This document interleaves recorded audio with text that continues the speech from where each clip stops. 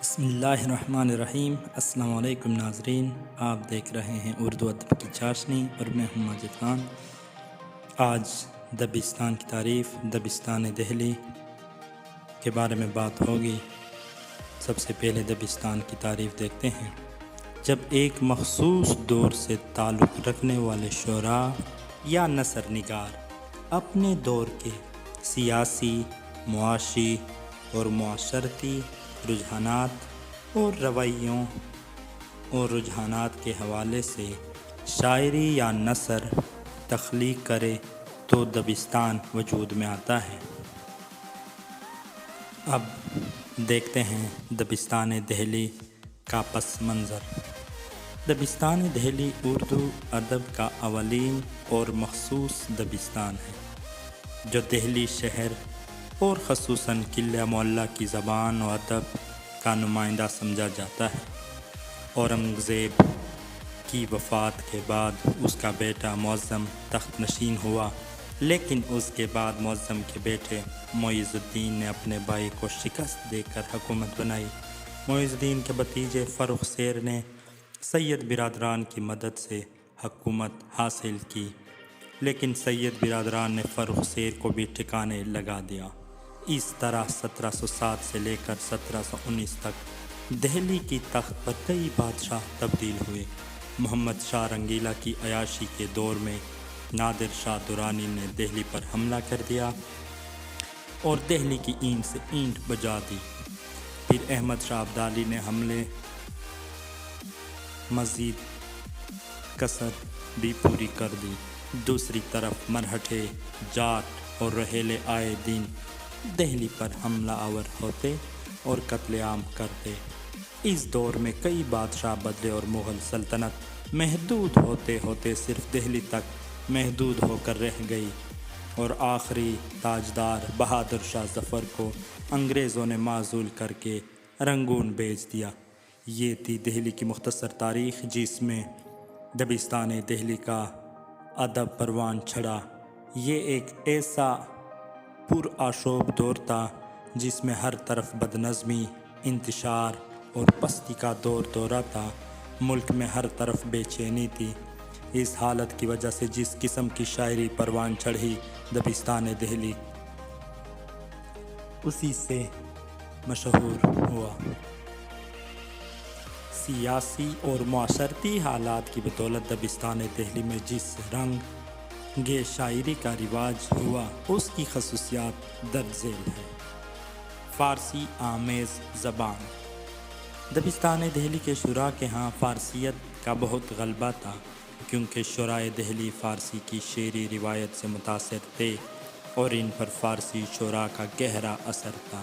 ایران سے جو شعراء آتے تھے ان میں سے اکثر یہاں ہی رہ جاتے تھے، چنانچہ خسرو، حسن، عرفی، نظیری، طالب، صائب اور بیدل وغیرہ مختلف ادوار میں یہاں رہے۔ اس کے علاوہ یہاں فارسی شعراء کی زبان تھی، نیز یہاں کے شعراء اردو اور فارسی زبانوں میں دسترس رکھتے تھے۔ اس کا نتیجہ یہ ہوا کہ فارسی اسالیب و موضوعات وغیرہ دہلی کے دبستان شاعری میں شامل ہو گئے۔ اس طرح بہت سے شعراء نے فارسی شعراء سعدی و حافظ کا ترجمہ کیا اور خزانہ اردو کو مالا مال کیا۔ اس طرح دبستان دہلی کی شاعری میں فارسیت کا غلبہ ہے۔ ایک اور خصوصیت جذبات عشق کا اظہار۔ دبستان دہلی کے شعراء کے ہاں جذبات و احساسات کے اظہار پر زیادہ زور ہے۔ دبستان دہلی کے شعراء نے عشق کے جذبے کو اولویت دی۔ بقول ڈاکٹر نور الحسن، شعراء دہلی کو اس بات کی پرواہ نہیں تھی کہ ان کا اسلوب بیان اور طرز ادا خوب تر ہو، بلکہ ان کی کوشش تھی کہ شاعری میں جذبات و احساس کا اظہار ہو جائے۔ اس لیے بعض اوقات تو یوں محسوس ہوتا ہے کہ گویا شاعر کو عشق سے عشق ہو گیا ہے۔ دہلی کے کچھ شعراء عشق مجازی سے گزر کر عشق حقیقی سے سرشار ہوئے۔ ان لوگوں نے اللہ تعالیٰ سے لو لگائی اور فیضان عشق کی بدولت ان میں ایسی بصیرت پیدا ہوئی کہ وہ تمام بنی نوع انسان سے محبت کرنے لگے۔ جبکہ کچھ لوگ عشق مجازی کی منزل پر رک گئے۔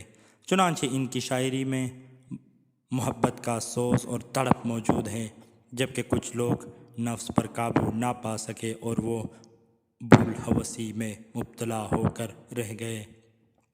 چنانچہ دہلی میں عشق کے یہ تینوں مدارج موجود ہیں۔ مثلاً درد جیسے شاعروں نے صوفی شاعری کی اور عشق حقیقی کو اپنی شاعری کا موضوع بنایا۔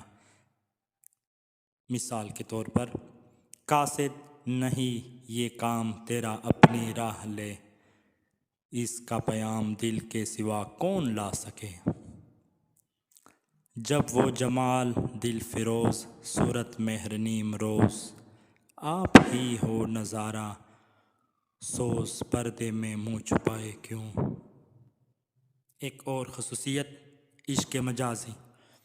عشق کا دوسرا انداز جو دہلی میں بہت مقبول ہوا، اس میں عشق حقیقی کے ساتھ ساتھ عشق مجازی کے جذبات بھی شامل ہو گئے۔ یہ رنگ میر تقی بیر نے بہت خوبی سے نبھایا۔ ان کے جذبہ عشق میں وہ خلوص اور گہرائی تھی جس نے ان کی شاعری کو حیات جاوداں عطا کی۔ عشق کا یہ تھیکا انداز دبستان دہلی سے مخصوص ہے۔ عشق مجازی کے چند اشعار ملاحظہ ہوں جن میں دہلی کے تمام شعراء نے بڑی خوبی سے ان جذبات کو شاعری کا روپ دیا ہے۔ پاس نہ منہ سے عشق تھا ورنہ کتنے آنسو پلک تک آئے تھے۔ ایک اور شعر، جس روز کسی اور پہ بیداد کرو گے، یہ یاد رہے ہم کو بہت یاد کرو گے۔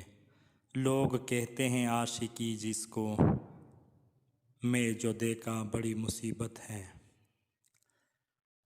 ایک اور خوبی، حسن و یاس۔ حزن و یاس، معاف کیجیے گا، دبستان دہلی کی شاعری کی ایک اور نمایاں خصوصیت رنج و الم اور حزن و یاس کا بیان ہے۔ دبستان دہلی کی شاعری کا اگر بحیثیت مجموعی جائزہ لیا جائے تو احساس ہوتا ہے کہ دبستان دہلی کی شاعری میں یاس و نا امیدی کے جذبات بکثرت موجود ہیں۔ شاعر خواہ کسی موضوع پر بات کرے، رنج و الم کا ذکر ضرور آ جاتا ہے۔ اس کا سبب یہ ہے کہ اس سارے دور میں کسی کو اطمینان و سکون نصیب نہ تھا۔ زندگی ایک خواب پریشاں بن کر رہ گئی تھی، ہر طرف نفسا نفسی کا عالم تھا، کسی شے کو ثبات نہ تھا۔ ان حالات کا شاعری پر بھی گہرا عکس نظر آتا ہے۔ خارج میں تباہی و بربادی پھیلی ہوئی تھی اور تباہی و بربادی کے تاریک سائے شاعری میں بھی راہ پاتے ہیں۔ چنانچہ فنا کا احساس بہت تیز ہے، اس کے ساتھ اجڑے ہوئے شہر، لوٹے ہوئے نگر اور ویران گزرگاہیں جا بجا موجود ہیں۔ خصوصاً میر و سودا کے دور میں زندگی کی ناپائیداری کا احساس بہت شدت سے اظہار کی راہ پاتا ہے۔ چنانچہ حزن و یاس کے چند شعر ملاحظہ ہوں۔ کہا میں نے کتنا ہے گل کا ثبات، کلی نے یہ سن کر تبسم کیا۔ ایک اور شعر، دل کی ویرانی کا کیا مذکور، یہ نگر 100 مرتبہ لوٹا گیا۔ دل گنوانا تھا اس طرح قائم، کیا کیا تو نے ہائے خانہ خراب۔ اس حزن و یاس کی فضا کے بارے میں نیاز فتح پوری لکھتے ہیں، کوٹ، ظاہر ہے دہلی کی شاعری یک سر جذبات کی زبان و گفتگو ہے اور جذبات بھی وہی ہیں جن کا تعلق زیادہ تر حرماؤں، مجبوری و ناکامی سے ہے۔ کوٹ۔ تصوف، واردات قلبی کے اظہار کے بعد دبستان دہلی کے شعراء کا دوسرا محبوب ترین موضوع تصوف ہے۔ چونکہ ابتدا میں اردو شاعری پر فارسی شاعری کی شعری روایت کا بہت زیادہ غلبہ رہا ہے، جس کی وجہ سے اردو شعراء نے غیر شعوری طور پر فارسی شاعری کے اسالیب، سانچے اور موضوعات قبول کر لیے۔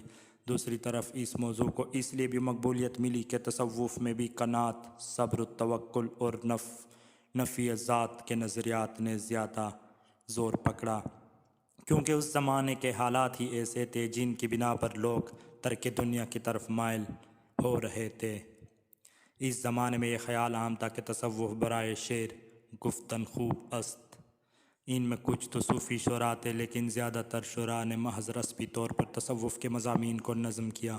چنانچہ ذوق اور غالب کے زمانے تک تقریباً ہر شاعر کے کلام میں تصوف کے مضامین نظر آتے ہیں۔ تصوف کی مقبولیت کا دوسرا سبب یہ تصورات و اقدار تھے جو ہندوستان کی فضا میں رچے بسے ہوئے تھے، جن کی بدولت انہوں نے تصوف کو موضوع بنایا۔ مسافر اٹھ تجھے چلنا ہے جانب منزل، بجے ہیں کوچ کا ہر دم نکھارا شاہ حاتم۔ اس ہستی خرابے سے کیا کام تھا ہمیں، اے نشہ ظہور یہ تیری ترنگ تھی۔ اسے کون دیکھ سکتا کہ یگانہ ہے وہ یکتا، جو دوئی کی بو بھی ہوتی تو کہیں دو چار ہوتا۔ داخلیت دبستان دہلی کی شاعری کا ایک اور نمایاں پہلو داخلیت ہے۔ داخلیت سے مراد یہ ہے کہ شاعر باہر کی دنیا سے غرض نہیں رکھتا، بلکہ وہ اپنے دل کی واردات کا اظہار کرتا ہے۔ اگر باہر کی دنیا کے متعلق کچھ کہتا ہے تو اسے بھی شدید داخلیت میں ڈبو کر پیش کرتا ہے۔ یہ داخلیت دہلی کے ہر شاعر کے یہاں ملتی ہے، لیکن اس سے یہ نہ سمجھ لیں کہ شعرائے دہلی کے ہاں خارجیت بالکل نہیں ہے۔ خارجیت بھی ہے، لیکن داخلیت میں وہ واردات قلبی یعنی عشق و محبت کے مضامین اور ان مصائب کا بیان شعرائے دہلی نے نہایت خوبصورت اسلوب سے کیا ہے، خوش اسلوبی سے کیا ہے۔ معذرت پاس ناموں سے عشق تھا ورنہ کتنے آنسو پلک تک آئے تھے۔ زندگی ہے یا کوئی طوفان ہے، ہم تو اس جینے کے ہاتھوں مر چلے۔ عشق سے طبیعت نے زست کا مزہ پایا، درد کی دوا پائی درد لا دوا پایا۔ واقعیت و صداقت دبستان دہلی کی ایک خصوصیت واقعیت و صداقت ہے۔ اس کا مطلب یہ ہے کہ ان شعراء کے ہاں مبالغہ وغیرہ کم ہے۔ ان شعراء نے مبالغہ سے زیادہ کام نہیں لیا، اگرچہ مبالغہ کا استعمال شاعری میں برا نہیں ہے، لیکن جس بھی کسی چیز کا استعمال حد سے تجاوز کر جائے تو پھر اسے مناسب و موزوں نہیں سمجھا جاتا۔ اسی طرح حد سے زیادہ مبالغہ شاعری کو مزاح کا خیز بنا دیتا ہے۔ شعرائے دہلی کے ہاں اعتدال پایا جاتا ہے۔ دوسری بات یہ کہ صداقت کے اظہار کے لیے پرتکلف زبان کو بھی موضوع سمجھا جاتا ہے۔ مثال، ہر گھڑی کان میں وہ کہتا ہے کوئی اس بات سے آگاہ نہ ہو۔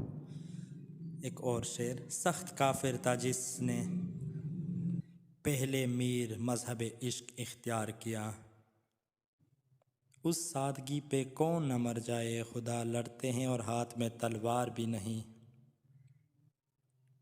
ایک اور خصوصیت سادگی، شعرائے دہلی کے ہاں زبان میں بھی سادگی، صفائی اور شستگی پائی جاتی ہے۔ شعرائے دہلی نے جس طرح مضامین میں واقعیت و صداقت کو مد نظر رکھا ہے، اسی طرح زبان بھی سادہ اور عام فہم استعمال کی ہے۔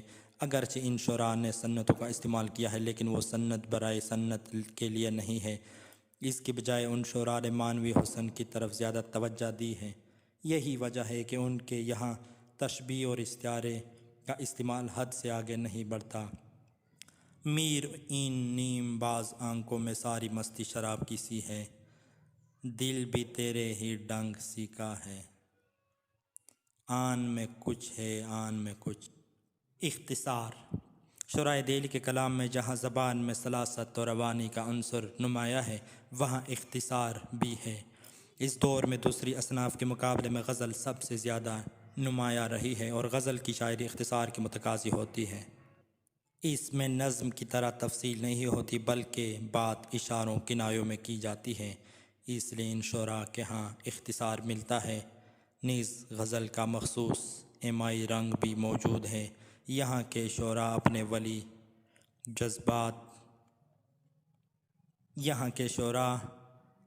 دلی جذبات و احساسات کو جوں کا توں بڑی فنکاری سے پردے ہی پردے میں پیش کر دیتے ہیں۔ اسی بات کا ذکر کرتے محمد حسین آزاد لکھتے ہیں کہ ان بزرگوں کے کلام میں تکلف نہیں جو کچھ سامنے آنکھوں کے دیکھتے ہیں اور اس سے خیالات دل پر گزرتے ہیں وہی زبان سے کہہ دیتے ہیں۔ اس واسطے اشعار صاف اور بے تکلف ہیں۔